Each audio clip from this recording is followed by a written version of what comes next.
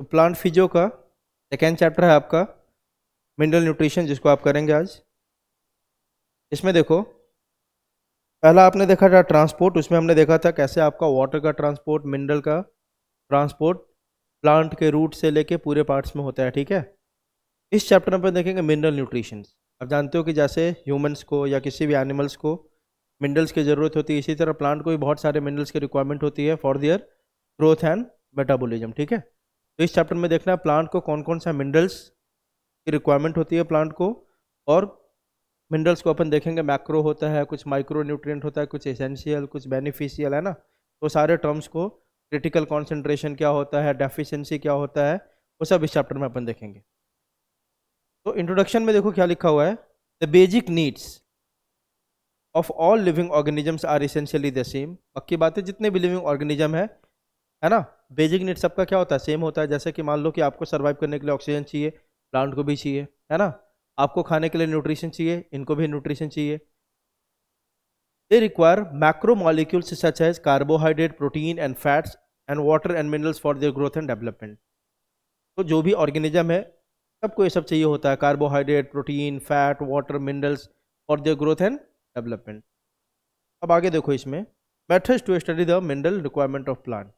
यहाँ से आपका चैप्टर मेनली शुरू होता है कि किस मेथड से आप यह पता कर सकते हो कि प्लांट को कौन कौन से मिनरल्स की रिक्वायरमेंट है और कैसे है, मतलब यह कैसे डिसाइड हुआ कि प्लांट को किस मिनरल की कितनी रिक्वायरमेंट है। यहाँ पे आपको एक मेथड दिया गया है। इन 1860 जूलियस बॉन सैक्स, ये साइंटिस्ट का नाम है, एक prominent German botanist, demonstrated for the first time that plants could be grown to maturity in a defined nutrient solution in a complete absence of soil। ध्यान रखना, यहाँ पे दो तीन बातों को देखो। पहला टर्म क्या लिखा हुआ है, डिफाइंड न्यूट्रिएंट सॉल्यूशन, ठीक है। अब इसका मतलब क्या होता है, डिफाइंड न्यूट्रिएंट सॉल्यूशन मतलब ये यहाँ पे लिखा हुआ है डिफाइंड न्यूट्रिएंट सॉल्यूशन।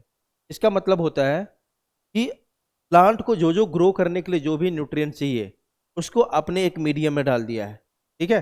मान लो तुम्हें सर्वाइव करने के लिए कार्बन चाहिए, हाइड्रोजन चाहिए, तो हमने क्या किया, आपके न्यूट्रिएंट में कार्बन हाइड्रोजन को डाल दिया ताकि आप सर्वाइव करो। That is called defined nutrient solution. कितने अमाउंट में चाहिए, मान लो कि तुम्हें 2 रोटी की जरूरत है ना। तो आपका, मान लो कि ब्रेड की जरूरत है आपको, तो आपके न्यूट्रिएंट मीडियम में 2 हमने क्या डाल दिया, ब्रेड डाल दिया, रोटी डाल दिया, तो क्या हो गया, डिफाइंड। डिफाइंड मतलब होता है कि हम कॉन्सेंट्रेशन को पता करते हैं, इस पर्टिकुलर कॉन्सेंट्रेशन पे, है ना, यह प्लांट का सबसे बेहतर ग्रोथ होगा। That is called defined nutrient medium. अभी समझोगे बेहतर तरीके से, सुनते जाओ बस। लेकिन यहाँ देखो क्या लिखा हुआ है, इन्होंने क्या प्रूफ करा कि प्लांट को हम पूरी तरह से ग्रो कर सकते हैं, लेकिन कहाँ देखो तो, in complete absence of soil, है ना। सॉइल का इन्होंने यूज किया रहा है। आप अभी आप देखते हो प्लांटेशन कहाँ करते हैं अपन, मिट्टी में करते हैं ना। इन्होंने यह प्रूफ करके दिखाया कि प्लांट को ग्रो करने के लिए मिट्टी की जरूरत नहीं है, सॉइल की रिक्वायरमेंट नहीं होती है। तो कैसे ग्रो होगा, मान लो मिट्टी से प्लांट क्या लेता है, वाटर प्लस मिनरल्स, यही लेता है ना। जल्दी बताओ, अगर अगर हम उन सारे मतलब मिनरल्स को, पानी ले ले अपन, है ना, और उस पानी में ही सारा मिनरल्स डाल दे, तो सॉइल की जरूरत होगी क्या प्लांट को, बताओ, नहीं होगा ना। इन्होंने यही प्रूफ करके दिखाया था कि प्लांट वैसे भी सॉइल से लेता क्या है भाई, वाटर लेता है, मिनरल्स लेता है। हमने क्या करा, एक बीकर लिया, उस बीकर में पानी डाल दिया और पानी में सारे न्यूट्रिएंट्स डाल दिए, सॉइल की जरूरत ही नहीं उसको। इन्होंने सबसे पहले, इसको बोलते हैं अपन सॉइल लेस कल्चर करके दिखाया। क्या करके दिखाया, soil less culture of plant, है ना। मतलब बिना मिट्टी का यूज किए हुए इन्होंने प्लांट को ग्रो करवाया, ठीक है। और इस टेक्निक को अपन बोलते हैं हाइड्रोपोनिक्स। क्या बोलते हैं, हाइड्रोपोनिक्स। क्लियर है। The technique of growing plants in a nutrient solution is known as hydroponics. Nutrient solution क्या हो गया, मान लो कि एक प्लांट को हमने देख लिया कि इसको नाइट्रोजन चाहिए, कार्बन चाहिए, ऑक्सीजन चाहिए, सल्फर चाहिए, पोटेशियम चाहिए। तो हमने क्या करा, पानी ले लिया, इस पानी में इन सारी चीजों को डाल दिया। इस सॉल्यूशन को अब क्या बोलेंगे, जल्दी बताओ, न्यूट्रिएंट सॉल्यूशन। क्लियर है, ठीक है। हमने क्या किया, पानी में जो भी न्यूट्रिएंट चाहिए थे उस प्लांट को ग्रो के लिए, सबको पानी में डाल दिया। अब उस पानी में लाके हमने प्लांट को ग्रो किया, तो देखा क्या देखने को मिला कि प्लांट प्रॉपर तरीके से ग्रो कर रहा है in the absence of soil. और जहां पे भी हम सॉइललेस कल्चर करते हैं, उस मेथड को क्या बोलते हैं, जल्दी बताओ, हाइड्रो, ठीक है। हाइड्रो मीन्स क्या हो गया, पानी। पानी में ग्रो कर रहे हैं अपन प्लांट को, that's why it is called as hydroponics. ठीक है, अब देखो एम क्या था, इन्होंने इस एक्सपेरिमेंट को किया क्यों? To determine the mineral nutrients essential for plant. ये पूरा हाइड्रोपोनिक्स का जो आपका डिस्कवरी हुआ था वह यह चीज़ को पता करने के लिए हुआ था कि प्लांट को कौन कौन से मिनरल न्यूट्रिएंट की ज़रूरत होती है। तो सर सॉइल में नहीं पता चलता, देखो सॉइल में हजारों मिनरल्स है, प्लांट उसको ले रहा है, आपको डिटरमाइन करना बहुत मुश्किल होता कि सॉइल से कौन सा मिनरल प्लांट के अंदर जा रहा है। तो इन्होंने क्या करा, पानी में एक्सपेरिमेंट करके मिनरल्स को पता किया कि प्लांट को कौन कौन से मिनरल चाहिए। अब ध्यान दो, जैसे पानी है, पानी में हमने क्या करा, नाइट्रोजन डाल दिया, नाइट्रोजन डालेंगे तो क्या होगा, प्लांट में दिखा कुछ ग्रोथ है ना। फिर हमने सल्फर डाला, उसमें भी कुछ ग्रोथ दिखा। तो हमने क्या करा, एक एक चीज डाल के उस पर्टिकुलर मिनरल्स के कारण क्या चेंज आ रहा है प्लांट के अंदर उसको हमने नोटिस करना शुरू किया। ठीक है, अब देखो ना, सिंपल सी बात है, मान लो कैसे हम हाइड्रोपोनिक से डिटरमाइन कर सकते हैं किसी भी मिनरल का रिक्वायरमेंट। देखो आप, हमने एक ऐसे ले लिया, ठीक है, और उसमें क्या करा, हमने एक प्लांट डाल दिया। ठीक है, अब अपन को चेक करना था कि कौन सा मिनरल इस प्लांट के लिए कितना जरूरी है। तो हमने देखा नाइट्रोजन है, पोटेशियम है, कैल्शियम है, मैग्नीशियम है, ये सब है इसमें। ठीक है, अब देखो ये सब मान लो ये तीनों इसमें अवेलेबल था पहले से, पोटेशियम, कैल्शियम, मैग्नीशियम। फिर हमने क्या किया, इसमें नाइट्रोजन डाला, ऊपर से नाइट्रोजन डाला तो देखा कि इसका लीफ बहुत ज़्यादा ग्रीन हो गया। तो हमें पता चल गया कि नहीं कि भाई नाइट्रोजन डालने के कारण इस प्लांट का लीफ और ज़्यादा ग्रीन हो रहा है। पता चल रहा है कि नहीं, जल्दी बताओ, है ना, बोलो। हमने क्या किया, मान लो अब हमने इसमें से कैल्शियम निकाल लिया, कैल्शियम था पहले से, निकाल लिया, तो हमें दिखा भाई इसका पत्ता सूखने लग गया। तो हमें पता चल गया कि नहीं कि कैल्शियम को निकाल रहे तो इसका पत्ता सूख जा रहा है। जल्दी बताओ। तो ऐसे करके एक एक चीज को ऐड करके या रिमूव करके अपन पता कर सकते थे ना कि कौन सा मिनरल क्या रोल प्ले कर रहा है इस प्लांट के ग्रोथ में। क्लियर है, चलिए बताओ। तो कोई पूछे आपको एम ऑफ हाइड्रोपोनिक्स, तो सिंपल आपको बोलना है कि यह क्या था इसका, to determine the mineral nutrient essential for plant. आगे देखो रिक्वायरमेंट्स ऑफ हाइड्रोपोनिक्स, क्या क्या आपको जरूरी होगा इस एक्सपेरिमेंट को कैरी करने के लिए। तो सबसे पहली बात है कि हाइड्रोपोनिक्स है तो पहला कैसा चाहिए, पानी कैसा चाहिए आपको, प्यूरिफाइड वाटर, है ना, प्योर वाटर चाहिए होगा। दूसरा मिनरल न्यूट्रिएंट्स नॉट, उसी पानी में आप क्या डालोगे, सारा मिनरल न्यूट्रिएंट डालोगे, डालोगे कि नहीं, जल्दी बताओ, है ना। The nutrient solution must be adequately aerated to obtain the optimum growth. पक्की बात है, आपने पानी ले लिया प्यूरिफाइड वाटर, इसमें सारे मिनरल्स को भी डाल दिया, लेकिन प्रॉपर ऑक्सीजन एयर इसमें दोगे कि नहीं प्लांट को ग्रोथ के लिए, जल्दी बताओ, देना होगा ना। इस पूरे मीडियम को आपको प्रॉपरली क्या करना होगा, क्या करना होगा, एरेशन देना होगा, मतलब ऑक्सीजन वगैरह दोगे तभी तो ग्रो करेगा ना कोई, जल्दी बताओ, है कि नहीं। हाँ, can you explain why purified water and mineral nutrient salts are essential into hydroponics. पक्की बात है, प्यूरिफाइड वाटर नहीं होगा तो आपका पूरा जो प्लांट होगा क्या हो जाएगा, कंटामिनेटेड हो जाएगा, है ना, और मिनरल न्यूट्रिएंट नहीं डालोगे तो उसका ग्रोथ ही नहीं होगा। सही है कि नहीं, जल्दी बताओ। तो ये आंसर लिखा हुआ देखो, बिकॉज एनी कंटामिनेशन और impurity can cause infection in plant which result in growth retardation. अब देखो मेथड क्या था हाइड्रोपोनिक्स का, बता ही दिया। इन this technique roots of the plant were immersed in nutrient solutions and wherein an element was added or removed or given in varied concentration, a mineral solution suitable for the plant growth was obtained। अब कैसे पता चला कि एक plant को इतना nitrogen चाहिए, इतना कैल्शियम चाहिए, इतना फास्फोरस चाहिए। हमने किया क्या, देखो एक एक लाइन को ढंग से देखो। In this technique roots of the plants were immersed in nutrient solution. हमने पहले इसमें न्यूट्रिएंट डाल दिया, मतलब मान लो कि बहुत सारा मिनरल न्यूट्रिएंट डाल दिया और इसमें हमने प्लांट के रूट को डाल दिया। पानी है, पानी में क्या है, मिनरल न्यूट्रिशन है, और इसमें हमने प्लांट के रूट को इमर्स कर दिया। अब देखो आप, उसके बाद हमने क्या, wherein an element was added और रिमूव्ड और गिवन इन वैरिड कॉन्सेंट्रेशन। तीनों का मतलब समझो। अब हमें पता करना था कि कौन सा एलिमेंट कितना प्रॉपर है इस पर्टिकुलर प्लांट के ग्रोथ के लिए। दो तरीका है, आप एक एक करके, मान लो कि हमने नाइट्रोजन ऐड किया और चेक कर लिया कि नाइट्रोजन ऐड करने के कारण इस प्लांट में क्या चेंज आया, यहाँ पे लिख लिया हमने। अब हमने ऐड किया कैल्शियम, कैल्शियम को ऐड करने के कारण क्या चेंज आया उसको नोट कर लिया। अब हमने डाला फास्फोरस, उसके कारण जो चेंज एक दिन में नहीं आएगा, आप डालोगे फिर आप 1 सप्ताह बाद उसको 10 दिन बाद आप ऑब्जर्व करो कि क्या चेंज आया, तो अपन को पता चल जाए कि नहीं। अच्छा, नाइट्रोजन डाला था तो लीफ लंबा हो गया था, समझाने के लिए है ना। कैल्शियम डाला था तो उसका सेल वॉल ऐसा बहुत अच्छा हो गया था, स्ट्रांग हो गया था मान लो, है ना। ये सब करके एक एक चीज को ऐड करके हम नोट करते जाएंगे तो हमें पता चलता जाएगा नहीं कि यह पर्टिकुलर मिनरल एलिमेंट उस प्लांट में यह रोल परफॉर्म कर रहा है। जल्दी बताओ, बोलो। दूसरा तरीका तो एडिशन करके देख सकते हैं, ऐसा एक एक करके ऐड करते जाओ आप। दूसरा तरीका और क्या हो सकता है आपका, रिमूव करते जाओ, है ना। आपने मान लो कि पहले 20 मिनरल न्यूट्रिएंट डाल दिया, एक को निकाला तो प्लांट में कुछ चेंज आएगा, नोट कर लो। दूसरे को निकाला, नोट कर लो। तीसरे को निकाला, जो जो चेंज आ रहा है नोट कर लो। उसे ही पता चल रहा कि भाई इसको निकालने के बाद ना, पहले प्लांट में यह अच्छा था, ग्रीन लीफ था पूरा, इसको निकालने में अगर लीफ इसका क्या हो गया, येलो हो गया।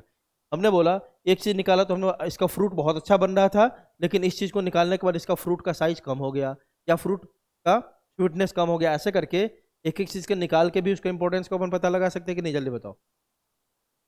लेकिन लेकिन एडिशन ज्यादा सही है या रिमूव करना सॉल्यूशन से, कौन ज्यादा आसान होगा? एडिशन आसान होगा, है ना। हम ऐड कर सकते हैं, सॉल्यूशन में से एक न्यूट्रिएंट को निकालना बहुत डिफिकल्ट है। ठीक है, अब देखो, हमने इसको एडिशन करके या तो इसमें से निकाल के यह पता कर लिया कि कौन सा मिनरल क्या रोल प्ले कर रहा है, यह तो पता चल गया। अब देखो अगला बोल रहा है और गिवन इन वैरीड कॉन्सेंट्रेशन। अब हमें यह भी तो चेक करना है, मान लो जैसे कि आप जैसे खाना खाते हो, ठीक है, तो आप खाना खाते हो, आपको बस 10 रोटी दे दिया जाए तो आपको अच्छा लगेगा? आपका ग्रोथ होगा क्या? प्रॉपर नहीं होगा। आप कॉन्सेंट्रेशन मिलाते हो ना कि भाई रोटी हो तो रोटी के साथ दाल भी होनी चाहिए, है ना, ग्रीन वेजिटेबल्स भी होना चाहिए, बैलेंस बनाते हो कि नहीं? जल्दी बताओ, बोलो। तो सेम यहाँ पे हमें पता चल गया कि इस पर्टिकुलर प्लांट को नाइट्रोजन कैल्शियम फास्फोरस, समझने के लिए, है ना, समझाने के लिए अपन क्या बोले कि इस पर्टिकुलर प्लांट को भाई 3 चीज तो चाहिए ग्रो करने के लिए, है ना। वो क्या क्या है? Nitrogen calcium phosphorus, nitrogen calcium phosphorus, ये सब चाहिए ग्रो करने के लिए। हमें अब ये पता चल गया, हमने ऐड करके या उसको रिमूव करके यह पता कर लिया इस प्लांट के ग्रोथ के लिए भाई नाइट्रोजन कैल्शियम फास्फोरस तो चाहिए। अब हमें क्या पता करना है कि कितने कॉन्सेंट्रेशन में चाहिए, है ना। ठीक है, तो वैरीड कॉन्सेंट्रेशन में डाल के देख लो। मान लो पहली बार में नाइट्रोजन डाल दिया 20 ग्राम, ठीक है, कैल्शियम डाल दिया 10 ग्राम, फॉस्फोरस डाल दिया 5 ग्राम। ठीक है, हम लिख लेते हैं यहाँ पे नाइट्रोजन कैल्शियम फॉस्फोरस। देखा कि प्लांट का ग्रोथ हो रहा है ठीक ठाक। अगली बार में हमने क्या किया, नाइट्रोजन को कर दिया 15 ग्राम, कैल्शियम को कर दिया 20 ग्राम, फॉस्फोरस को कर दिया 2 ग्राम्स, है ना। फिर प्लांट के ग्रोथ को ऑब्जर्व किया। अगली बार में फिर से कॉन्सेंट्रेशन चेंज किया, मतलब ऐसे कॉन्सेंट्रेशन चेंज कर करके देख लेंगे कि सबसे बेहतरीन ग्रोथ किस कॉम्बिनेशन में हो रहा है। उसी कॉम्बिनेशन को फिर हम लिख लेते हैं और उसका क्या बना देते हैं, एक आपका प्रोटोकॉल। और सबको अब बुक में भी आ जाता है, जैसे आप लैब में जाओगे एक्सपेरिमेंट करने तो टीचर लोग या मैम लोग आपको बोल नहीं देते कि इसमें इतना डालो, आप ये चीज इतना डालो, ये चीज कैसे पता चला? ऐसे करके हमने एक कॉम्बिनेशन,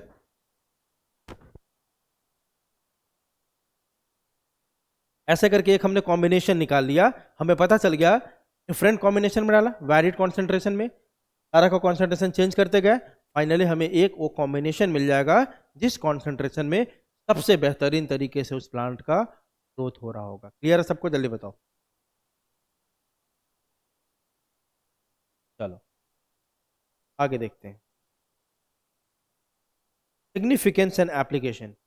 इस पूरे मेथड का सिग्निफिकेंस आप समझिएगा कि क्यों कर रहे थे अपन, यह पता करने के लिए कि कौन सा मिनरल किस प्लांट के लिए कैसे यूजफुल है, और दूसरा किस कॉन्सेंट्रेशन में डालेंगे तो सबसे बेहतरीन ग्रोथ होगा उस प्लांट का। तो देखो सिग्निफिकेंस क्या है, इसेंशियल एलिमेंट्स वर आइडेंटिफाइड। हमने इस मेथड से यह पता कर लिया कि नहीं कि प्लांट को कौन कौन सा इसेंशियल एलिमेंट की जरूरत होती है उसके ग्रोथ के लिए। जल्दी बताओ। दूसरा, deficiency symptoms of essential elements were discovered. पक्की बात है, जैसे ही आप एक को रिमूव कर रहे थे, है ना, आपको पता चला था इसका लीफ येलो हो गया, तो एक पर्टिकुलर एलिमेंट को अगर अपन हटाते हैं तो उसके कारण उस प्लांट में क्या डेफिशिएंसी आ रहा है वह पता चल रहा है कि नहीं चल रहा है? जल्दी बताओ, है ना। तीसरा, hydroponics has been successfully employed as a technique for the commercial production of vegetables जैसे tomato, seedless cucumber and lettuce. याद रखना, है ना, अभी बहुत ज़्यादा वाइड स्प्रेड अभी तक इसका आपका इन्वॉल्वमेंट तो नहीं है, लेकिन हमने कुछ वेजिटेबल्स अभी भी इससे हाइड्रोपोनिक्स को यूज करके अभी तक कल्टीवेट कर लिया है। एग्जाम्पल याद रखोगे, जैसे हमने कौन कौन सा वेजिटेबल हाइड्रोपोनिक्स टेक्निक से ग्रो कर लिया अभी तक, tomato, seedless cucumber and lettuce. अब देखो, what would happen if solutions are poorly aerated.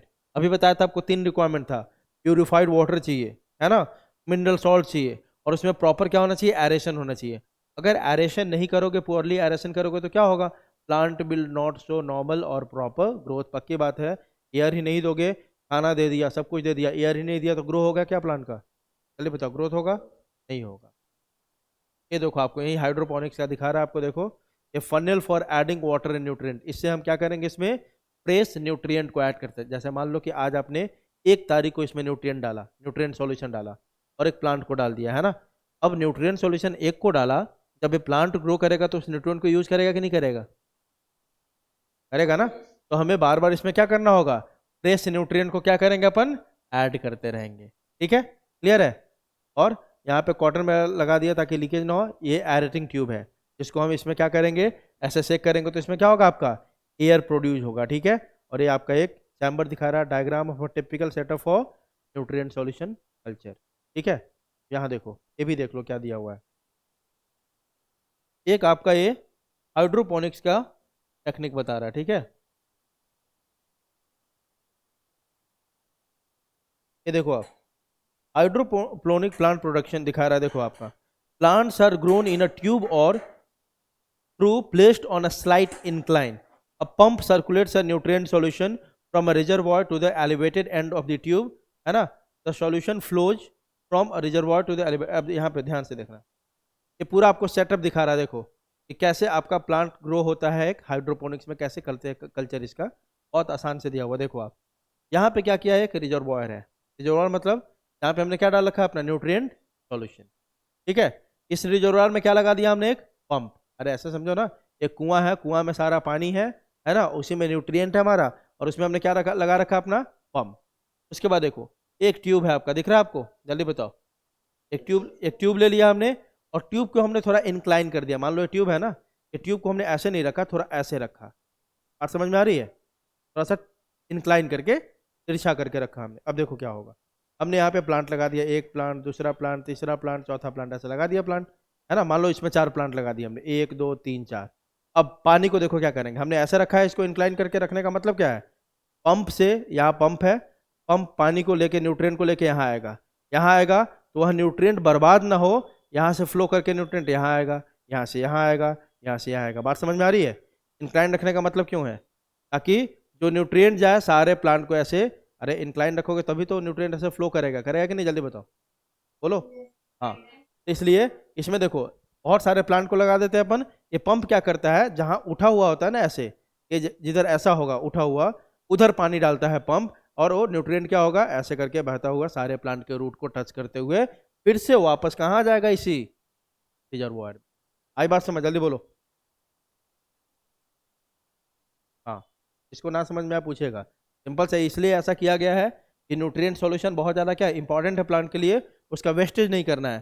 तो हमने क्या करा, यहाँ से पंप लगा दिया। देखो ये पंप है, ये पंप ऐसे जा रहा है, ऐसे जा रहा है, ऐसे जा रहा है, और जहाँ एलिवेटेड है, उठा हुआ है ना, उधर ये पंप पानी गिराएगा। ठीक है, ताकि वो जो भी न्यूट्रिएंट है फिर से सारे रूट को टच करते हुए अगर बच गया तो फिर कहाँ से आके गिर जाएगा, जल्दी बताओ, कहाँ गिर जाएगा, फिर से इसी रिजर्वॉयर में। ठीक है, ताकि मिनरल न्यूट्रिएंट का बर्बादी हो।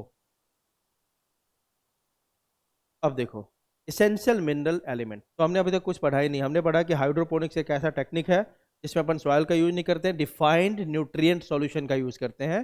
डिफाइंड न्यूट्रिएंट सॉल्यूशन मतलब होता है वह सॉल्यूशन जिसमें हमने प्लांट को ग्रो करने के लिए जो जो मिनरल की जितनी रिक्वायरमेंट होती है उसको अपन डाल देते हैं, उसको बोलते हैं अपन डिफाइंड न्यूट्रिएंट सॉल्यूशन। और डिफाइंड न्यूट्रिएंट सॉल्यूशन में without the help of soil किसी चीज को ग्रो करना है, क्या कहलाता है, हाइड्रो। ठीक है, हाँ। अब इसेंशियल मिनरल एलिमेंट्स, देखो एलिमेंट्स तो बहुत सारे हैं, लेकिन सबके सब एसेंशियल है क्या प्लांट के ग्रोथ के लिए, नहीं। ठीक है, most of the minerals present in soil can enter plant through root. आप जानते हो कि बहुत सारे जो मिनरल्स है जो सॉइल के अंदर प्रेजेंट है वो प्लांट में कैसे एंटर करता है, रूट के थ्रू। ठीक है, in fact more than 60 elements of the total discovered so far are found in different plants. अभी तक जितने डिस्कवर हो गए हैं उसमें से लगभग 60 से ज़्यादा एलिमेंट कहाँ देखने को मिलता है, जल्दी बताओ? प्लांट में देखने को मिलता है। जितने भी अभी तक एलिमेंट आपके डिस्कवर हुए हैं उसमें से मोर देन 60 एलिमेंट आपके टोटल अभी प्लांट में दिखाई देता है। Some plant species accumulate selenium, for example इसका दिया हुआ है astragalus, some others gold, while some plants growing near nuclear test site take up radioactive strontium. मतलब ये बता रहा है कि जो प्लांट जिस हैबिटेट में होता है, जैसे एरिया में होता है, उसके अंदर उस मिनरल का डिपोजिशन हो जाता है। मान लो कि कोई प्लांट न्यूक्लियर साइट जहाँ पे न्यूक्लियर टेस्ट वगैरह बहुत ज़्यादा होता है, तो पक्की बात है उसके अंदर किसका आपका एक्युमुलेशन होगा, रेडियो एक्टिव, बताओ? स्टोरेज में, है ना? ये बता रहा है कि जो प्लांट जिस एरिया में होगा उसके अकॉर्डिंग वो मिनरल्स को एक्युमुलेट कर लेता है, ठीक है? जहाँ पे गोल्ड, मान लो कि किसी एरिया में गोल्ड ज़्यादा है तो पक्की बात है उस प्लांट के अंदर किसका डिपोजिशन हो जाएगा, गोल्ड का। न्यूक्लियर साइट में जो भी प्लांट होंगे उसमें रेडियो एक्टिव मिनरल देखने को मिलेगा आपको। आगे देखो, there are techniques that are able to detect the minerals even at a very low concentration, है ना? अब ऐसे ऐसे टेक्निक आ गए हैं जिससे हम मिनरल का कॉन्सेंट्रेशन, बहुत कम मिनरल भी होगा ना प्लांट में, उसको भी हम मेजर करके बता सकते हैं कि इस प्लांट में इस मिनरल की कॉन्सेंट्रेशन कितना है, ठीक है? अब देखो ना, 10⁻⁻8 ग्राम पर ml, इतना लो क्वांटिटी को भी हम क्या कर सकते हैं, आराम से मेजर कर सकते हैं प्लांट के अंदर। अब क्राइटेरिया फॉर एसेंशियलिटी, है ना?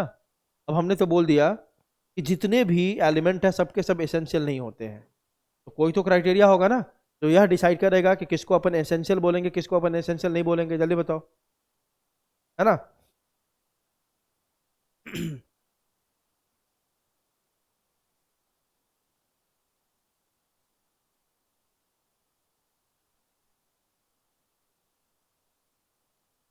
तो देखो आप, अब अपन देख रहे हैं क्राइटेरिया फॉर एसेंशियलिटी, है ना? The criteria for essentiality of an element are given below. पहला, मान लो हमारे पास 50 एलिमेंट है, उसमें से अपन को सेलेक्ट करना है कि कौन सा भाई एसेंशियल है और कौन सा एसेंशियल नहीं है। तो जो एलिमेंट, जो अभी तीन क्राइटेरिया अपन देखने जा रहे हैं, ठीक है? जो एलिमेंट इन तीन क्राइटेरिया को फुलफिल करेगा, है ना, वह कहलाएगा एसेंशियल, और जो इनको फुलफिल नहीं करेगा उसको अपन एसेंशियल नहीं बोलेंगे। क्लियर है? अब देखो पहला क्या है, देखो आप, the element must be absolutely necessary for supporting normal growth and reproduction. पहली बात, उस एलिमेंट को उस पर्टिकुलर प्लांट का नॉर्मल ग्रोथ और रिप्रोडक्शन को सपोर्ट करना चाहिए। मतलब अगर वह एलिमेंट नहीं होगा तो उस प्लांट का नॉर्मल ग्रोथ या तो रिप्रोडक्शन साइकिल कहीं ना कहीं डिस्टर्ब होगा, रुक जाएगा, और उस प्लांट की ग्रोथ खत्म हो जाएगी। बात समझ में आई? जल्दी बताओ। In the absence of the element, the plants do not complete their life cycle, set the seeds, है ना? मतलब वह एलिमेंट ऐसा होना चाहिए कि वह उसके ग्रोथ को और रिप्रोडक्शन को सपोर्ट करना चाहिए। मतलब क्या, अगर वह एलिमेंट ना हो तो उसका नॉर्मल ग्रोथ या रिप्रोडक्शन, मतलब उसकी लाइफ साइकिल ही कंप्लीट नहीं होगी, नहीं होगी, यह बोल रहा हूं मैं। क्यों? मतलब यह है कि अगर वह एलिमेंट, मान लो कि एक कैल्शियम है, कैल्शियम ना हो तो क्या होगा, मान लेते हैं कि उस प्लांट का मिडल एमेला सेल वॉल ही नहीं बनेगा, ठीक है? मिडल एमेला ही फॉर्म नहीं होगा, मतलब वह हो गया क्या आपके लिए एसेंशियल, क्योंकि अगर कैल्शियम ना हो तो बनेगा नहीं हो। तो पहला तो ये हो गया आपका कि जो भी एलिमेंट को अपन एसेंशियल कब बोलेंगे, तब वो किसी प्लांट के नॉर्मल ग्रोथ या रिप्रोडक्शन को पूरी तरह से सपोर्ट कर रहा हो। मतलब वह एलिमेंट अगर ना हो तो वह प्लांट अपना लाइफ साइकिल कंप्लीट नहीं कर पाएगा या सीड फॉर्मेशन नहीं बना पाएगा। क्यों? क्योंकि रिप्रोडक्शन नहीं होगा तो सीड बनेगा क्या, जल्दी बताओ। दूसरा देखो, the requirement of the element must be specific and not replaceable by another element. In other words, efficiency of any one element can not be met by supplying some other element. अब ध्यान रखो, वह particular element क्या होना चाहिए, specific होना चाहिए। Specific मतलब क्या होता है, देखो मान लो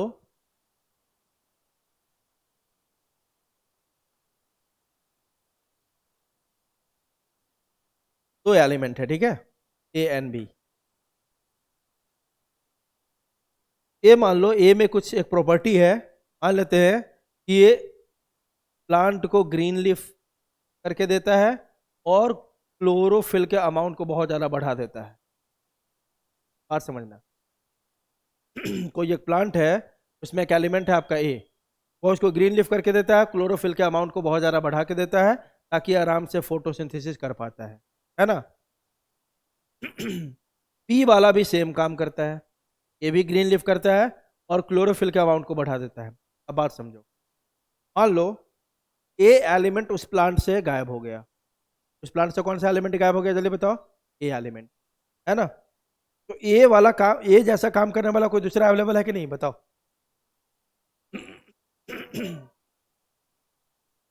तो ए के जैसा काम करने वाला कोई दूसरा भी अवेलेबल है ना।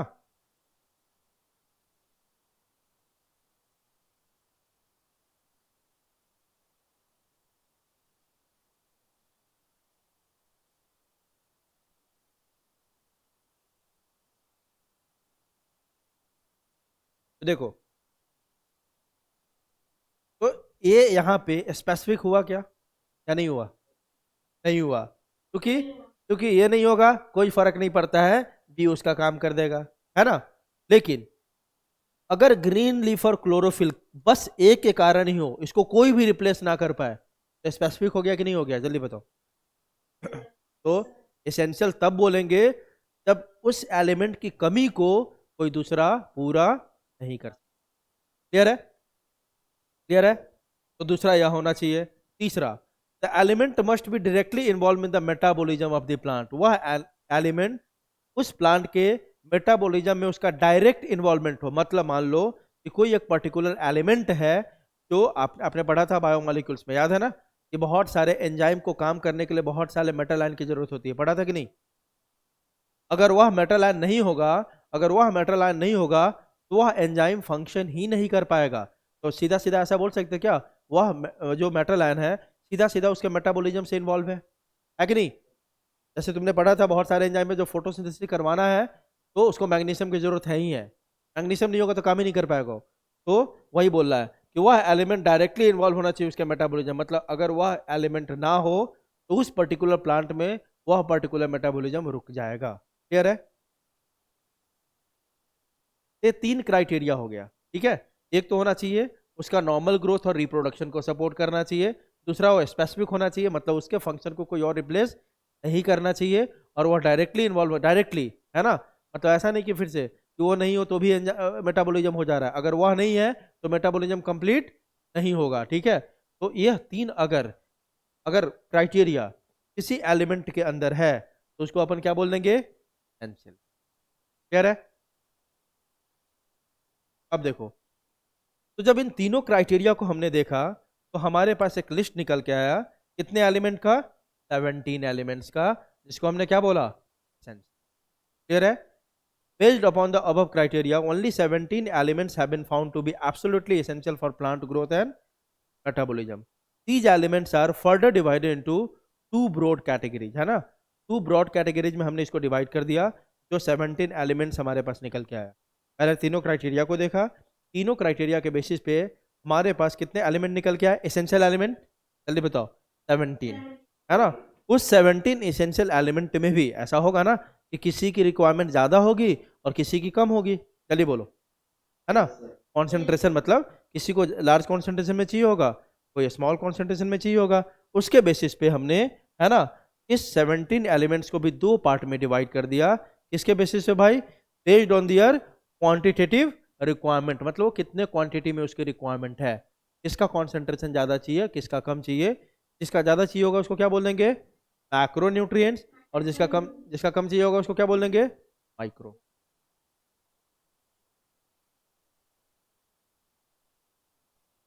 अब देखो कैसे डिफाइन करेंगे मैक्रो को और कैसे डिफाइन करेंगे अपन माइक्रो को, देखते जाओ।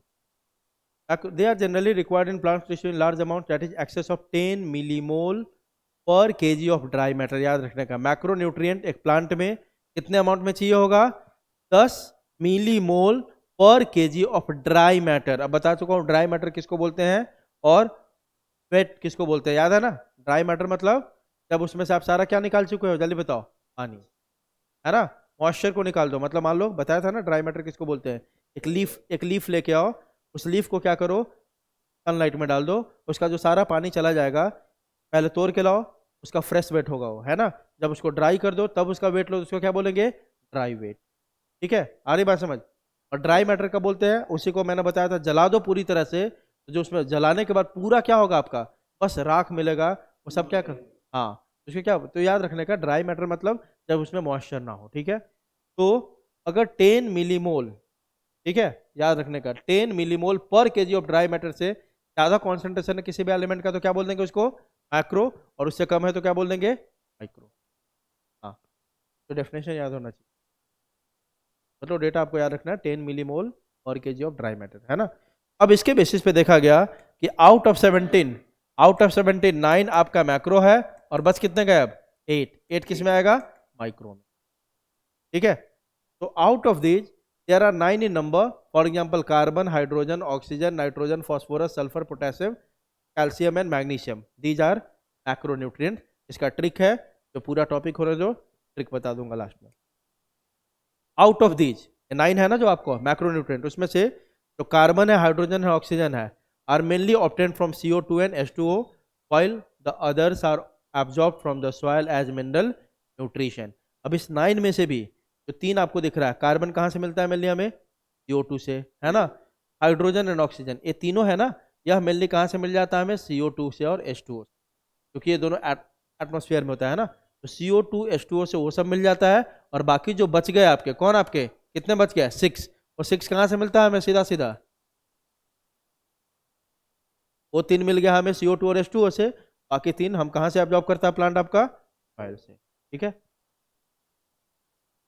अब देखो माइक्रोन्यूट्रिएंट, और माइक्रोन्यूट्रिएंट को ही अपन दूसरा नाम क्या देते हैं, ट्रेस एलिमेंट्स, याद रखने का। और जब लेस देन होगा क्या आपका 10 मिलीमोल पर के को ये बोल देंगे, 18 नंबर है, और क्या क्या है आपका नाम, आप देख लोगे, आयरन, मैग्नीज, कॉपर।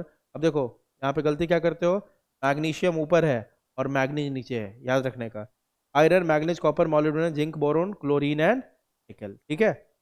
अब आगे देखो, iron is required in large amount in comparison to other micronutrient. अब ये सारा 8 अपने नंबर देखा, 8 नंबर देखा आपने किसका, माइक्रो न्यूट्रिएंट का।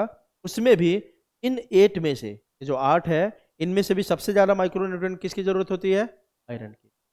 Iron is required in large amounts in comparison to other micro nutrients, while molybdenum is required in minimum quantity. सबसे कम जो माइक्रो न्यूट्रिएंट चाहिए होता है कौन सा आपका, मोलिब्डेनम। आगे देखो, तो इसेंशियल एलिमेंट को तो आपने देख लिया। In addition to the 17 essential element there are some beneficial element. अब इसेंशियल हटा दो, इसेंशियल तो वो हो गया जो एकदम जिसकी रिक्वायरमेंट है ही है, वह नहीं होगा तो प्लांट का प्रॉपर ग्रोथ, डेवलपमेंट, मेटाबॉलिज्म नहीं होगा, मतलब वो तो जरूरी ही है, वो होना ही चाहिए, ठीक है। लेकिन उसके अलावा भी कुछ बेनिफिशियल एलिमेंट होते हैं। बेनिफिशियल मतलब अगर यह होगा तो प्लांट को हेल्प करेगा, नहीं होगा तो भी प्लांट का ग्रोथ एंड डेवलपमेंट नॉर्मली हो जाएगा। सारी बात समझ, जल्दी बताओ।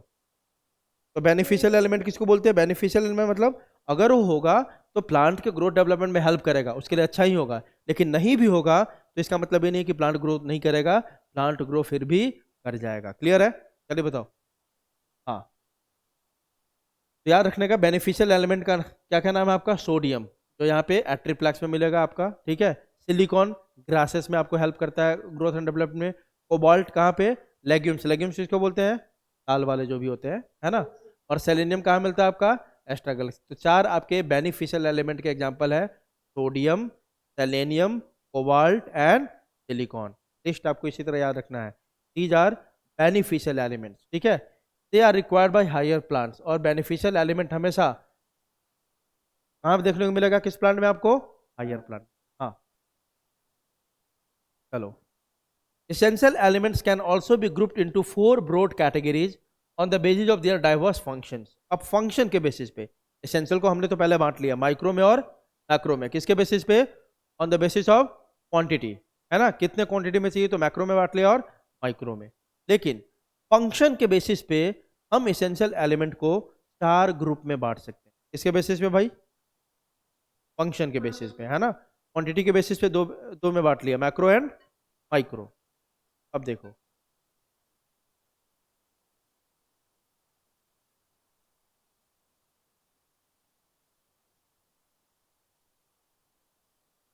तो तुम जानते ही हो कि बहुत सारे एलिमेंट है, अलग अलग रोल प्ले करता है प्लांट के अंदर। तो फंक्शन के बेसिस पे देखते हैं, पहला essential elements that are components of biomolecules and hence structural elements of cells। पक्की बात है। तो पहला किस ग्रुप में बांट दिया हमने एसेंशियल को? इसमें स्ट्रक्चरल एलिमेंट। बहुत सारे एलिमेंट जो है एक पर्टिकुलर प्लांट का स्ट्रक्चर बनाता है कि नहीं बनाता है, जल्दी बताओ। जैसे कि बायोमोलिक्यूल्स आप पढ़ चुके हो, carbon, hydrogen, oxygen, nitrogen, DNA in सब में है कि नहीं ये सब, जल्दी बताओ, है ना? तो इसलिए ये सब क्या हो गया, इसको बोलेंगे अपन स्ट्रक्चरल एलिमेंट्स। ये सेल में कोई ना कोई स्ट्रक्चर बना रहा होता है कि नहीं? पूरा तो देखते हो कार्बन का ही बना हुआ है, स्केलेटन बना हुआ है कि नहीं, जल्दी बताओ, है ना? तो कार्बन, हाइड्रोजन, ऑक्सीजन, नाइट्रोजन किस में आ गए? These are structural. है तो एसेंशियल एलिमेंट, लेकिन एसेंशियल में भी हमने उसको फंक्शन के बेसिस पे बांट दिया, किसमें आपका? Structural elements. मतलब एक्सेल के कोई ना कोई स्ट्रक्चर, कोई ना कोई पार्ट बनाने में ये सब हेल्प करता है। इस चार को हमने डाल दिया किसमें? Structural element. क्लियर है? essential elements that are components of energy related chemical compounds। याद करो कौन आपका? एटीपी, है कि नहीं? वो कैसा आपका? जो सीधे सीधे क्या देता है सेल में? एनर्जी। वही बोल रहा है essential elements that are components of energy related chemical compounds in plants, for example magnesium in chlorophyll and phosphorus in किसमें? एटीपी। याद रखो ये बहुत जरूरी है। क्लोरोफिल में मैग्नीशियम सेंटर में होता है, पढ़ेंगे अपन अगला चैप्टर में। फोटोसिंथेसिस में पूरे क्लोरोफिल का स्ट्रक्चर देखोगे तो मैग्नीशियम बिल्कुल सेंटर में होता है, तो वो एनर्जी प्रोवाइड करता है पूरे सिस्टम को। ठीक है, तो क्लोरोफिल में मैग्नीशियम और एटीपी में कौन आपका? फास्फोरस। दूसरा आपका एसेंशियल एलिमेंट क्या हो गया आपका? जो एनर्जी रिलेटेड केमिकल कंपाउंड हो गया आपका एसेंशियल। तीसरा essential elements that activate enzyme, जो पढ़ चुके हो, बहुत सारे ऐसे एसेंशियल एलिमेंट है जिसके प्रेजेंस में ही कुछ एंजाइम काम करता है, नहीं तो वो काम नहीं करेगा। फिर से वही बात, वेरी वेरी इंपॉर्टेंट पैराग्राफ है ना? देखो जैसे कि एग्जांपल आपको याद रखना है। For example magnesium is an activator of both rubisco and कौन सा? पेप्केज। मतलब रुबिस्को और पेप्केज, जो अगले चैप्टर में आ जाएगा, सारे एंजाइम का नाम, फंक्शन सब देख लेंगे अपन। जो आपका मैग्नीशियम है वह नहीं हो, ये रुबिस्को भी काम नहीं करेगा और पेप्केज भी काम नहीं करेगा। मतलब ये दोनों आप फोटोसिंथेसिस में हेल्प करता है, दोनों एंजाइम, है ना? पढ़ेंगे अगले चैप्टर में। लेकिन अगर ये दो मैग्नीशियम ना हो तो रुबिस्को और पेप्केज काम करेगा नहीं, क्योंकि वो दोनों इनएक्टिव होता है, उसको एक्टिवेट ही करता है कौन आपका? जल्दी बताओ। Magnesium. Both rubisco and both of which are critical enzyme in photosynthetic carbon fixation, पढ़ेंगे अगले चैप्टर में। ठीक है, जिंक देखो, zinc is an activator of alcohol dehydrogenase. अगर जिंक ना हो तो अल्कोहल डिहाइड्रोजिनेज एंजाइम काम नहीं करेगा, है ना? उसी तरह देखो एंड मॉलिब्डेनम ऑफ नाइट्रोजिनेज, सब आने वाले चैप्टर में सब एंजाइम का नाम सुन लोगे। और मॉलिब्डेनम, अगर मॉलिब्डेनम ना हो तो नाइट्रोजिनेज एंजाइम भी एक्टिवेट नहीं होगा, है ना? और नाइट्रोजिनेज वह एंजाइम है जो नाइट्रोजन फिक्सेशन में हेल्प करता है। किस में हेल्प करता है? तो नाइट्रोजन फिक्सेशन। ये भी पढ़ लोगे आप बहुत जल्दी, ठीक है? इसी चैप्टर में पढ़ लोगे इसके बारे में। तो आगे देखो, तो तीन कैटेगरी हमने पढ़ा। इसेंशियल एलिमेंट किस में हो सकता है भाई? स्ट्रक्चरल एलिमेंट हो सकता है। एसेंशियल एलिमेंट और क्या हो सकता है? एनर्जी प्रोवाइड कर सकता है। और तीसरा क्या कर सकता है? बहुत सारे एसेंशियल एलिमेंट किसी पर्टिकुलर एंजाइम को क्या कर सकता है? एक्टिवेट कर सकता है। ठीक है, आगे देखो, some essential elements can alter the osmotic potential of a cell. Potassium plays an important role in the opening and closing of stomata. अब बताने की जरूरत नहीं है, याद है ना? पोटेशियम जब अंदर गया था तो पानी भी अंदर गया और स्टोमेटा क्या हो गया आपका? ओपन। पोटेशियम बाहर आएगा, स्टोमेटा क्या हो जाएगा? क्लोज। तो कैसे हुआ?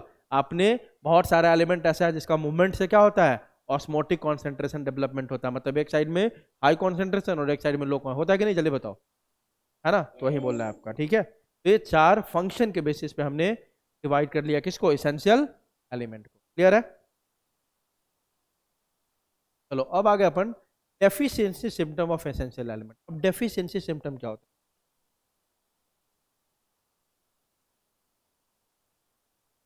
मान लो आपको 4 रोटी मिनिमम चाहिए। कितनी रोटी चाहिए सरवाइव करने के लिए, जल्दी बताओ?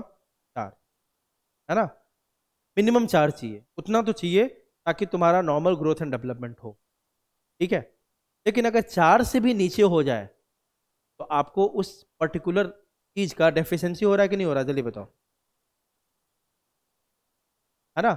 डेफिशिएंसी मतलब कमी। ठीक है, तो 4 से, मान लो 4 मिनिमम चाहिए था हमें, मिनिमम, तो मिनिमम से भी नीचे हो तो उसको क्या बोलेंगे? डेफिशिएंसी बोलेंगे ना। और जब डेफिशिएंसी होगा, जब आपको डेली 1 दिन 2 दिन 3 दिन तुम्हें 4 मिनिमम चाहिए, आज भी तुमको 3 मिला, अगले दिन भी 3 मिला, 1 साल तक अगर मान लो कि या 2 महीने 3 महीने तक 3 ही मिला, 2 मिला, तो आपके अंदर कुछ सिम्टम डेवलप होगा कि नहीं? कुछ बीमारी आएगा कि नहीं? जल्दी बताओ। तो उसको बोलते हैं डेफिशिएंसी सिम्टम, है ना। तो 2 बातें मैंने बोल दी।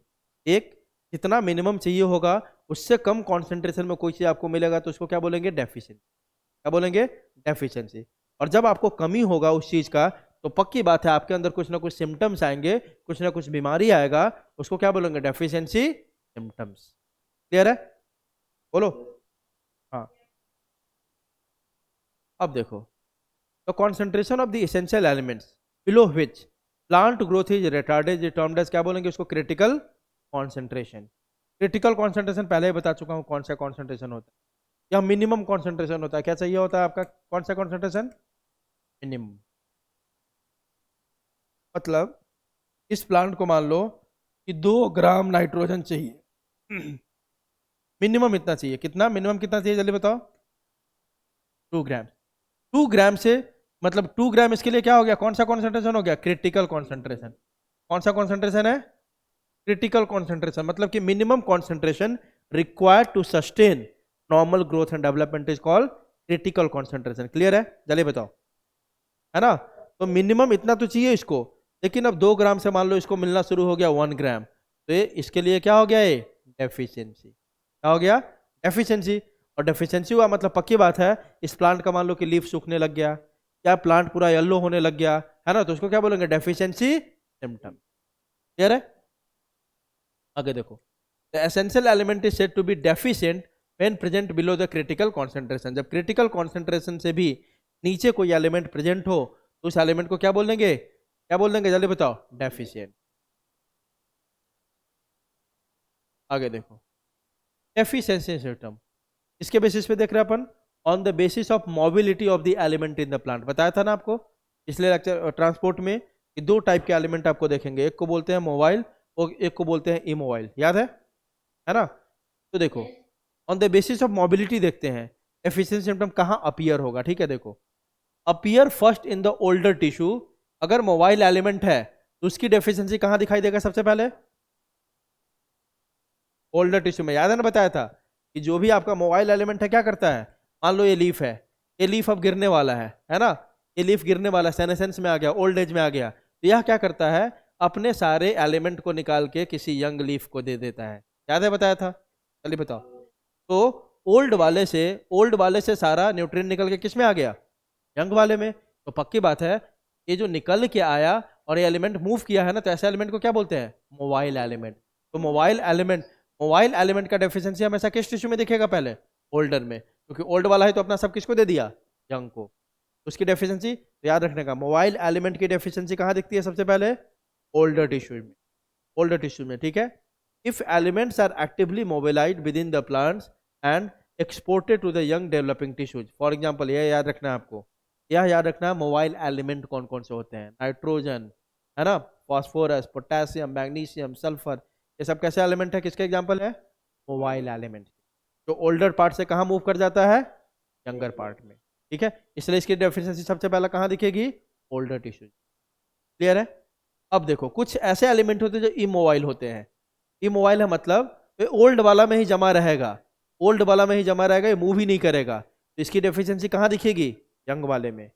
दिखेगी नहीं, क्योंकि ओल्ड वाले से इसको नहीं मिल पाया यंग वाले को। तो देखो यही बोल रहा है, appear first in the younger tissues if elements are relatively immobile and are not transported out of the mature organs because they are part of the structural component of the cell and hence are not easily released. For example, कौन आपका? Calcium. बताया भी था आपको। अब immobile कौन होते हैं? तो उसके बताया था ना, जब मान लो कि आदमी डोनेशन देगा, डोनेट करेगा, लेकिन हमने एक आंख मान लो डोनेट कर दिया, एक किडनी से भी जिंदा रह सकते थोड़े दिन, तो वो कर दिया, कोई बोलेगा हार्ट निकाल के ही दे दोगे, दोगे क्या? नहीं। क्यों? क्योंकि आपकी कहानी खत्म हो जाएगी। तो यहाँ पे तो कैल्शियम उसका क्या बनाता है? आपका मिडल लैमेला बनाता है कि नहीं? अब मिडल लैमेला मतलब उसके तो स्ट्रक्चर का पार्ट है, अपने बॉडी को तोड़ के नहीं दे देगा ना, उसका कुछ पार्ट दे सकता है, मिनरल दे सकता है आपको, लेकिन कैल्शियम तो उसके सेल वॉल का पार्ट है कि नहीं? जल्दी बताओ। तो यह इमोबाइल हो गया कैल्शियम आपका। तो तो जो मूव नहीं करेगा उसको इमोबाइल बोलते हैं, जो मूव करता है उसको क्या बोलते हैं? मोबाइल। मोबाइल वाला मतलब कहाँ? ओल्डर से कहाँ आता है? हमेशा यंग में, इसलिए इसकी डेफिशिएंसी कहाँ दिखेगी? ओल्ड में। और यहाँ पे इमोबाइल वाला कहाँ रहता है जमा? ओल्डर में, तो इसकी डेफिशिएंसी कहाँ दिखेगी? यंग में। In the absence or deficiency of any essential element, plant show certain morphological changes. पक्की बात है कि कोई एलिमेंट या तो एब्सेंट हो या तो उसकी डेफिशिएंसी है, तो प्लांट पक्का है कि उसमें कुछ मॉर्फोलॉजिकल चेंज आएंगे कि नहीं? उसका मॉर्फोलॉजी चेंज होगा कि नहीं होगा? जल्दी बताओ, है ना? These are indications of certain element deficiency and are called deficiency symptoms. और जैसे ही मॉर्फोलॉजिकल चेंजेज आ रहे हैं तो वह क्या दिखा रहा है? इसमें कुछ डेफिशिएंसी है, और वो सारे सिम्टम को जो मॉर्फोलॉजिकल चेंजेज हुआ है वो सारे को मिला के अपन क्या बोलते हैं? Deficiency symptoms. ठीक है, they vary from element to element. पक्की बात है कि हर एलिमेंट का डेफिशिएंसी सिम्टम अलग अलग होगा कि नहीं होगा? जल्दी बताओ। अच्छा कि देखो ना, आपके बॉडी में विटामिन डी कमी होगी तो बोन में पेन होगा कि नहीं? जल्दी बताओ। या हार्ट में पेन होना शुरू हो जाएगा? बोन में होगा ना। तो हर एलिमेंट का डेफिशिएंसी सिम्टम अलग अलग होगा। क्लियर है? बोलो। Deficiency symptoms disappear when the deficient mineral nutrient is provided to the plant. पक्की बात है। मान लो कि तुमको 4 रोटी मिलनी चाहिए, 3 ही मिल रहा है, लेकिन कल से 4 देना शुरू कर जाए तो तुम्हारी डेफिशिएंसी सिम्टम खत्म हो जाएगी कि नहीं हो जाएगी? बताओ। खत्म हो जाएगा, है ना? लेकिन कब? मान लो आज तुम्हें 4 रोटी की जरूरत थी, आज नहीं मिला, कल लेकिन मिल गया जाके आपको। कल भी मान लो नहीं मिला, परसों ही मिल गया, एक दिन बाद, 2 दिन बाद मिल गया आपको। तो मिल गया तो आपकी डेफिशिएंसी सिम्टम खत्म हो जाएगी। लेकिन मान लो कि तुमको 4 रोटी मिनिमम चाहिए, मैंने 3 साल तक तुमको 4 रोटी ही दिया, और 3 साल के बाद अब तुमको नहीं 3 साल तक तुमको 4 रोटी दिया, उसके बाद तुम्हें अगले 10 साल 3 रोटी कर दिया, उसकी डेफिशिएंसी जाएगी क्या? नहीं जाएगी, क्योंकि आपने बहुत दिन तक मार दिया उसको, सारा टिश्यू ही बर्बाद हो जाएगा। मान लो कि रिकवर कब करेगा? जब तुमने थोड़े दिन के लिए उसको उस मिनरल से दूर रखा। अब मान लो कि 10 साल तक तुमने दूर रखा उसको, उसकी कहानी खत्म हो जाएगी कि नहीं हो जाएगी? जल्दी बताओ, है ना? वही बोल रहा है कि डेफिशिएंसी सिम्टम डिसअपियर हो जाएगा जब आप डेफिशिएंट मिनरल न्यूट्रिशन को उस प्लांट को दे दोगे। जिसकी कमी थी उसको दे दिया तो उसका सिम्टम खत्म हो गया, डेफिशिएंट सिम्टम। लेकिन however if deprivation continues it may eventually lead to the death of the plant. लेकिन मान लो तुमने 2 साल 3 साल 4 साल तक उसको एलिमेंट दिया ही नहीं, 4 साल के बाद लाके तुम 1 kg डाल दो, 2 kg डाल दो, कुछ फर्क पड़ेगा क्या? क्योंकि उसके सारे टिश्यू वगैरह का डेथ हो जाएगा, तब तक होगा कि नहीं? जल्दी बताओ। हाँ, अब आगे देखो, prevalent deficiency symptom in plant. अब हमें देखना है कि मिनरल न्यूट्रिशन में अगर डेफिशिएंसी होगा तो कौन कौन से सिम्टम देखने को मिलते हैं। मतलब अब कुछ डेफिशिएंसी सिम्टम का एग्जाम्पल अपन देखते हैं। ठीक है, पहला क्या लिखा हुआ है? क्लोरोसिस, है ना? नाम ही बता रहा है क्लोरोसिस, मतलब क्या कम हो जाएगा? क्लोरोफिल या क्लोरोप्लास्ट, है ना? It is the loss of chlorophyll leading to, और क्लोरोफिल जैसे ही जाएगा लीफ किस कलर का हो जाएगा भाई? येलो कलर का। ठीक है, तो it is the loss of chlorophyll leading to yellowing in leaf. This symptom is caused by, आपको याद नहीं, ये नहीं याद रखना कि क्लोरोसिस क्या है, मेनली यह याद रखना है कि किस किस एलिमेंट का अगर डेफिशिएंसी होगा तो क्लोरोसिस हो जाता है। नाइट्रोजन अगर प्लांट में कम हो गया, potassium, magnesium, sulphur, ferrous, manganese, zinc, molybdenum, इन सब की कमी अगर प्लांट में हुई तो क्या हो सकता है? जल्दी बताओ। क्लोरोसिस। दूसरा है नक्रोसिस। क्लोरोसिस में बस क्या हुआ था आपका? क्लोरोफिल गया था और लीफ कैसा हो गया था आपका? येलो कलर का, है ना? लेकिन नेक्रोसिस उससे ज्यादा खतरनाक है। It is the death of a tissue, particularly leaf tissue, is due to the deficiency of calcium, magnesium, copper and potassium. यह चारों अगर नहीं होगा तो एक सिम्टम देखने को मिलता है प्लांट में, वो कौन सा आपका? नेक्रोसिस, जो कि ज़्यादा खतरनाक है in comparison to chlorosis. Chlorosis में क्या हो रहा था? बस क्लोरोफिल गायब हुआ था, लीफ तब तक जिंदा था। इसमें पूरी तरह से क्या हो जाता है? लीफ टिश्यू का डेथ हो जाता है। देखते हो नहीं, पत्ता जब झड़ के नीचे गिरने लग जाता है, ठीक है ना? That is necrosis. ठीक है, necrosis is death of tissue, जबकि क्लोरोसिस क्या है? Loss of chlorophyll. हाँ, अगला, इनहिबिशन ऑफ सेल डिवीजन। कुछ ऐसे एलिमेंट होंगे अगर उनकी डेफिशिएंसी हो गई तो सेल डिवीजन ही नहीं हो पाएगा। ठीक है, इसके कारण होता है, देख लो आप, ये आप एग्जांपल याद रख लोगे, nitrogen, potassium, sulphur and causing and inhibition of cell division. Delay in flowering, मान लो एक प्लांट आपने लगाया, नॉर्मल उसकी फ्लावरिंग होती है जून में, लेकिन कुछ ऐसे अगर मिनरल एलिमेंट्स है जिनकी डेफिशिएंसी हो गई, तो पता चला कि जून में जो फ्लावरिंग होनी चाहिए थी वह जाके हो रहा है दिसंबर में। इसको क्या बोलते हैं? Delay in flowering. आ रही बात समझ? बोलो। Deficiency of nitrogen sulfur causes delay in flowering. Therefore, the deficiency of any element can cause multiple deficiency symptoms, and that the same deficiency symptom may be caused by the deficiency of one of several different elements. इस line को बहुत ध्यान से समझ लो, क्या बोल रहा देखो। The deficiency of any element can cause multiple deficiency symptom. पक्की बात है, जैसे आप मिला लो, देखो तो नाइट्रोजन यहाँ दिख रहा है, जल्दी बोलो। इसमें क्लोरोसिस में भी दिख रहा है आपको नाइट्रोजन, ठीक है। देखो तो इनहिबिशन ऑफ सेल डिवीजन में दिख रहा है नाइट्रोजन आपको, जल्दी बताओ। डिले इन फ्लावरिंग में भी दिख रहा है नाइट्रोजन आपको, जल्दी बताओ। तो यही बोला देखो, deficiency of any element can cause multiple deficiency symptom. हो सकता है कि एक प्लांट में नाइट्रोजन का डेफिशिएंसी हो गया ना, तो उसमें क्लोरोसिस भी हो जाएगा, उसमें इनहिबिशन ऑफ सेल डिवीजन भी हो सकता है, और उसमें डिले इन फ्लावरिंग भी हो सकता है कि नहीं हो सकता? जल्दी बताओ, है ना। तो कोई एक element multiple deficiency symptom cause कर सकता है, और दूसरा क्या बोल रहा है? Same deficiency symptom can be caused by the deficiency of one of several different element. जब उसका जस्ट उसका उल्टा कर दो, ये क्या बोल रहा है कि सेम डेफिशिएंसी इससे हो सकता है आपका one of several different element से। जैसे कि पहला क्या बोला कि एक ही एलिमेंट के कारण बहुत सारे मल्टीपल क्या हो सकते हैं, जल्दी बताओ। मल्टीपल क्या हो सकते हैं? डेफिशिएंसी, है ना। दूसरा क्या बोल रहा है कि मल्टीपल डेफिशिएंसी, बात समझ में आ रही है? अब देखो ना, दूसरा बोल रहा है आपका कि same deficiency symptom may be caused by the deficiency of one of several different elements. अब सेम डेफिशिएंसी में देखो तो, जैसे अपन क्लोरोसिस देखते हैं, ठीक है। क्लोरोसिस में देखो तो नाइट्रोजन है, पोटेशियम है, दिख रहा है? जल्दी बताओ। इनहिबिशन ऑफ सेल डिवीजन देखो तो इसमें भी नाइट्रोजन पोटेशियम है क्या? बोलो, है ना, है कि नहीं? देखो ना, इनहिबिशन ऑफ नाइट्रोजन पोटेशियम इसमें भी है, ठीक है। तो आप क्या देख रहे हो कि सेम डेफिशिएंसी एक ही element, one of several different element, है ना।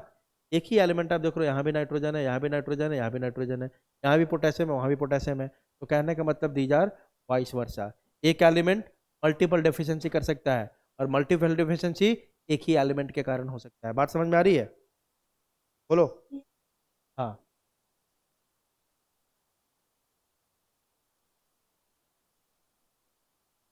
इस पॉइंट दिया हुआ देखो आपका, carbon, hydrogen, oxygen, nitrogen, phosphorus, sulphur are called protoplasmic element as they are the main constituent of organic part of protoplasm. इन चारों को, मतलब चार बोल रहा हूँ, छह को, है ना। ये जो छह आपने पढ़ा पहले भी, इन छह को अपन क्या बोलते हैं? Protoplasmic element. क्योंकि जो प्रोटोप्लाज्म है मेनली आपका इसी से बना हुआ है। किससे? Carbon, hydrogen, oxygen, nitrogen, phosphorus and sulphur. इसको क्या बोल देंगे अपन, जल्दी बताओ। Protoplasmic element. आगे देखो, कार्बन, हाइड्रोजन और oxygen are called framework elements as they are main constituents of protein, carbohydrates and fat. अब प्रोटीन को उठा लो, कार्बोहाइड्रेट को उठा लो, फैट में, इन सब में मिलता है। मतलब हमारे बॉडी का जो मेन फ्रेमवर्क है ना, ये फ्रेमवर्क कौन बनाया हुआ आपका? Carbon, hydrogen and oxygen. इसलिए इसको बोलते हैं फ्रेमवर्क एलिमेंट्स। अगला देखो, नाइट्रोजन, है ना, phosphorus, potassium are called critical elements as they are required by plants in high doses. बोलोगे क्रिटिकल क्यों? क्योंकि इसकी कमी रहती है हमेशा प्लांट को। क्यों भाई? क्योंकि सबसे ज्यादा प्लांट क्या यूज करता है आपका? नाइट्रोजन। नाइट्रोजन के बाद पोटेशियम एंड क्या? फॉस्फोरस। प्लांट को सबसे ज्यादा क्या चाहिए होता है, पता है ना? नाइट्रोजन। इसको क्रिटिकल एलिमेंट बोलते हैं, क्योंकि ये बहुत ज्यादा रिक्वायर्ड, सब प्लांट को ही चाहिए और हाई कॉन्सेंट्रेशन में ही चाहिए, इसकी कमी हमेशा रहती है। इसलिए इसको क्या बोलते हैं, जल्दी बताओ। Critical elements. To fulfil this great demand, soil mostly faces a shortage of such elements. क्योंकि सबको चाहिए हाई डोजेज में, तो हमेशा सॉइल में इन पर्टिकुलर एलिमेंट्स की कमी हो जाती है, ठीक है।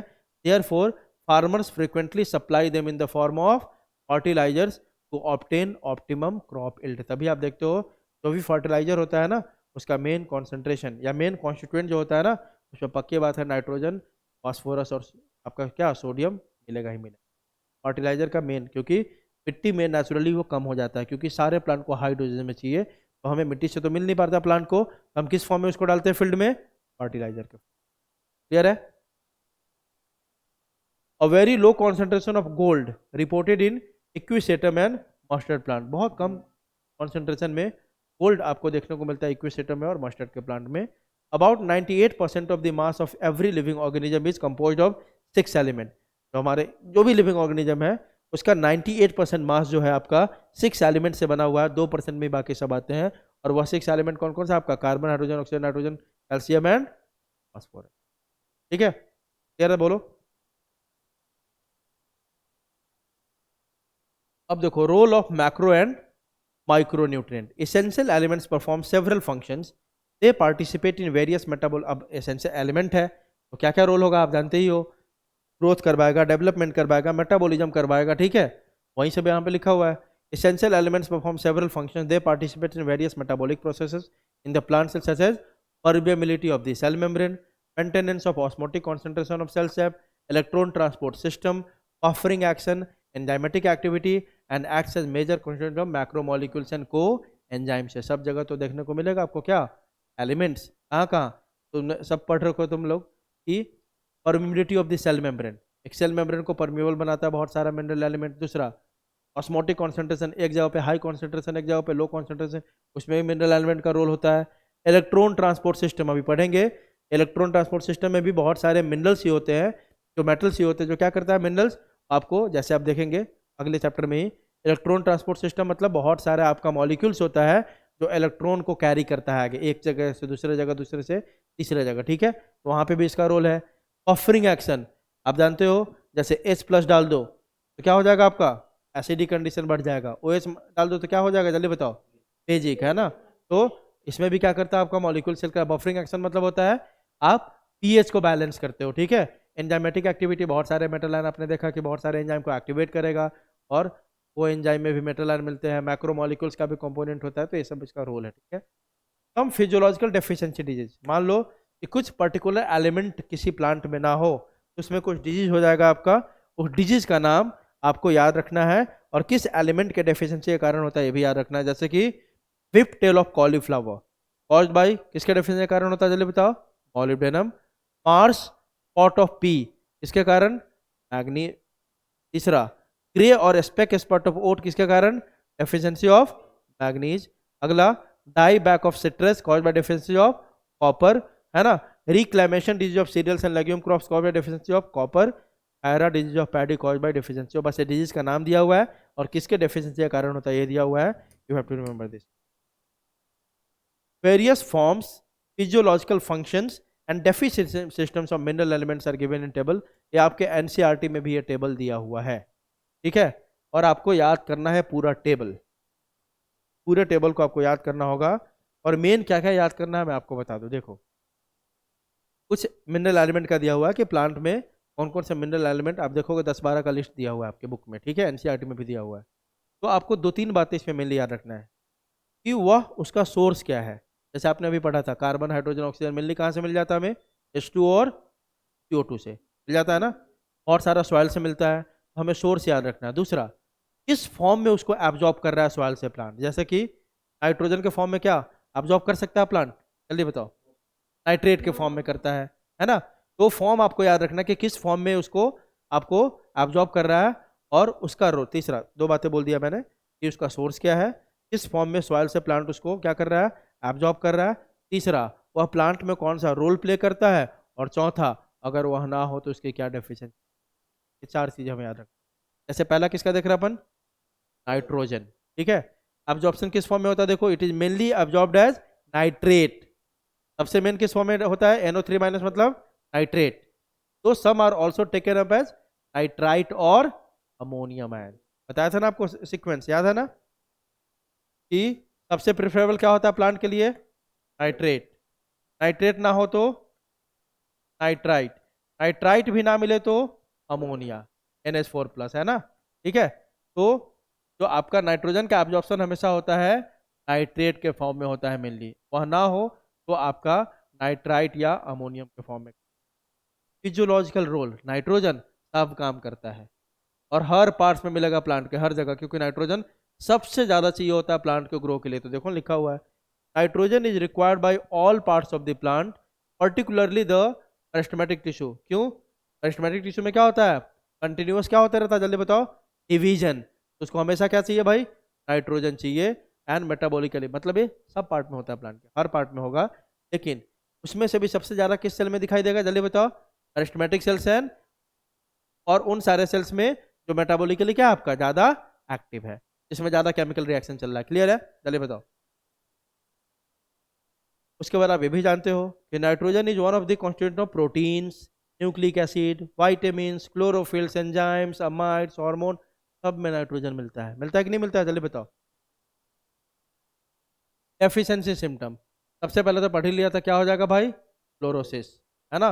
इनहिबिशन ऑफ सेल डिवीजन, और तीसरा क्या था आपका? Delay in flowering. इसी तरह दूसरा किसका आपका? फॉस्फोरस। ठीक है, किस फॉर्म में होता है देखो तो? H2PO4 माइनस और HPO4 माइनस 2, इस फॉर्म में। मतलब क्या हो गया ये? फॉस्फेट के फॉर्म में आपका एब्जॉर्ब होता है। किस फॉर्म में? फॉस्फेट। फॉस्फोरस को फॉस्फोरस के फॉर्म में प्लांट एब्जॉर्ब नहीं करता, किस फॉर्म में करता है जल्दी बताओ? फॉस्फेट के फॉर्म में। सारी बात समझ, जल्दी बोलो। आगे देखो, phosphorus is a constituent of cell membrane, आप जानते हो सेल मेम्ब्रेन मिलता है कि नहीं फॉस्फोरस? बोलो। सर्टेन प्रोटीन्स, कुछ प्रोटीन में भी फॉस्फोरस होता है। न्यूक्लिक एसिड में होता है कि नहीं फॉस्फोरस? और न्यूक्लियोटाइड, न्यूक्लियोटाइड में भी होगा कि नहीं? फिर होगा ही। आगे देखो, required for all phosphorylation reaction, अगर याद हो तो बताया था फॉस्फोराइलेशन क्या होता है? फॉस्फोराइलेशन होता है एडीपी से क्या बनाना? एटीपी। एडीपी से क्या बनाना? एटीपी। तो जहां भी हमें फॉस्फोराइलेशन करवाना होगा, फॉस्फोरस की रिक्वायरमेंट है कि नहीं? बोलो। आगे देखो, it is component of energy related chemical like ATP. ठीक है, अगर ये ना होगा तो क्या होगा आपका? Pre mature leaf fall. मतलब लीफ को मान लो कि गिरना है दिसंबर में, वो 2 महीना पहले ही गिर जाएगा, मच्योर होने से पहले ही गिर जाएगा, तो क्या बोलेंगे इसको? Pre mature leaf fall. Clear है? अगला देखो, अगला कौन सा आपका? पोटेशियम। इस फॉर्म में इसको एब्जॉर्ब करता है K+। ठीक है, पोटेशियम आयन के फॉर्म में। Potassium is required in more abundant quantities in the meristematic tissue, ये भी लगभग बहुत जगह रिक्वायरमेंट होता है, लेकिन सबसे ज़्यादा कहाँ दिखेगा एक आपको प्लांट में? मेरिस्टेमेटिक टिश्यू में, बर्ड्स में, लीफ में, और कहाँ दिखेगा आपको? रूट टिप पे। ठीक है, potassium play key role in stomatal movement, है कि नहीं? याद है? K+, S+, पढ़ा था ना एक्सचेंज थियरी, तो वही potassium play key role in stomatal movement. It helps to maintain an anion cation balance, करता है कि नहीं जल्दी बताओ? इन सेल्स। एंड आप जानते हो यह प्रोटीन सिंथेसिस में भी हेल्प करता है। दूसरा, it helps in activation of enzymes and in the maintenance of turgidity of cell, क्योंकि अंदर जाता है, ओपन होता है स्टोमेटा, पानी अंदर जाएगा तो सेल कैसा हो जाएगा? टर्जिड। ठीक है, तो ये सब आपको याद करना होगा सारा फंक्शन। अगर डेफिशिएंसी हो गया तो मॉटल्ड, मॉटल मतलब होता है interveinal chlorosis on older parts. Mottled मतलब mottled chlorosis on older part. Interveinal जो वेन होते हैं ना, सारा वेन, पूरा लीफ नहीं, वेन जो अपने लीफ में याद है ना, वेन याद है सबको? वेन किसको बोलते हैं? ये देखो, ये जो है ना, ये वेन, ये वेन सब कैसा हो जाएगा? सारा येलो येलो। पूरे लीफ का वेन क्या हो जाएगा जल्दी बताओ? येलो हो जाएगा। इसको बोलते हैं मॉटल्ड क्लोरोसिस, है ना? नेक्रोसिस ऑफ ओल्डर टिश्यूज, जो भी ओल्डर टिश्यू होंगे ना सबका डेथ हो जाएगा। और तीसरा क्या होगा जल्दी बताओ? Inhibition of cell division. तो आपको याद ही करना है ये टेबल। तो अगला क्या आपका देखो, कैल्शियम। इस फॉर्म में इसको ऑब्जॉर्व होता है calcium ion. Calcium is required by meristematic and differentiating tissues.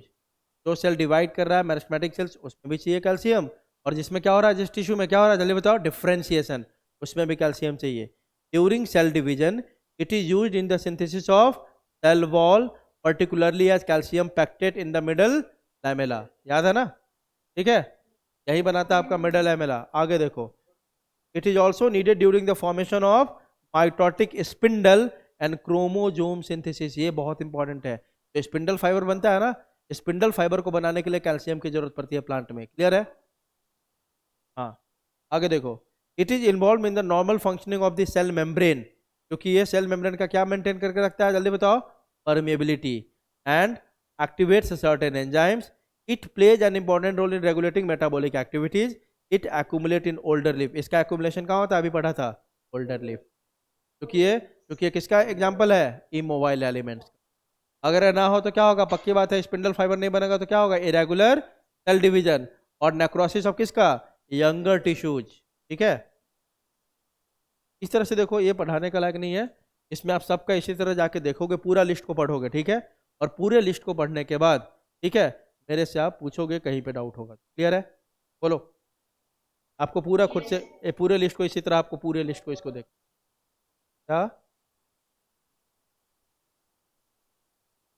क्या बोल रहा है,